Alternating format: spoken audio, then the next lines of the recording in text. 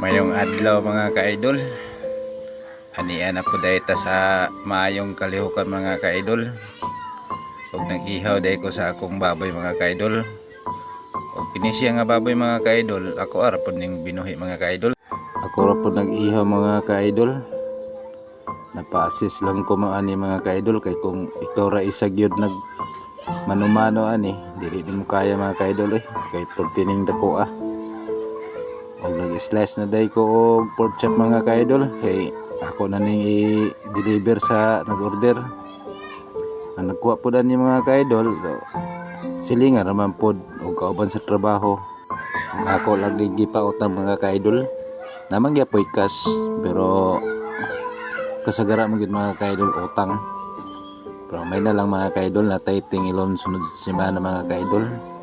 Nagid ta mahawad-an og piso ani. Basta maning kamot lang. Dili na gid ka ni mapasmon mga ka-idol kay adlaw-adlaw na gid kay matingil. Kapalit na lang kag bugasan ni mga ka-idol.